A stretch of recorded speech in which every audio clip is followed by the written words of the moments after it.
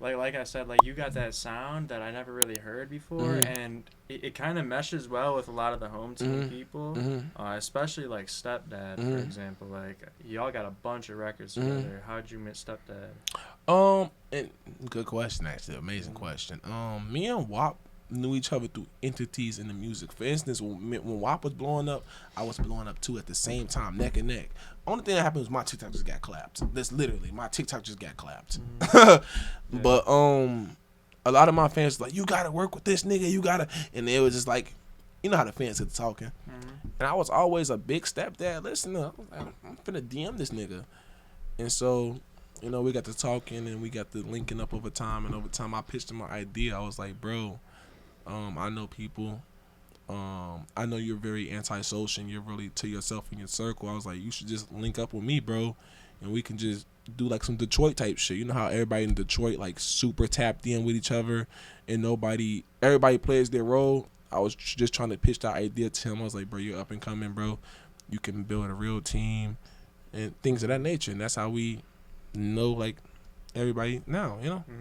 Yeah, so would you say he was the first person in that kind of like home team group that you met, or was there someone else? I know there's a list of them. There's a good amount. Yeah. The funny thing is, cause me and WAP, I met Stepdad the first time with him. Oh, okay. I met him the same day I met Stepdad. Okay. Yeah. Fire. It was so crazy because we only met once and then we didn't see each other for like another year. Like me and WAP didn't see each other for like another year or two. Cause he did an interview with my homie, but I was on a run at the moment. So it just happened that I was on the run at my homie. Yeah, I was on a run. You never knew that? No, I did not know you was on the run that day. Huh? Can you talk about that now? Yeah, I can talk about that shit. Why are you on the run? I be hot, man. I be tweaking, folks. I be tweaking, folks. But yeah, man, I was on a run, bro. And I was sleeping, and I wake up. I'm trying to walk because it's in the kitchen. Like imagine the kitchen, like right here. It's like you got to walk past the kitchen, you know. So I'm like, what the fuck? I pull up a chair, just start listening, and then WAP start asking me questions. And I was like, okay, bad. And that's how that shit happened. And then me and WAP didn't see each other for like a year or so after that, I think. Yeah. And then we started really linking in. Like I think me and WAP really got close.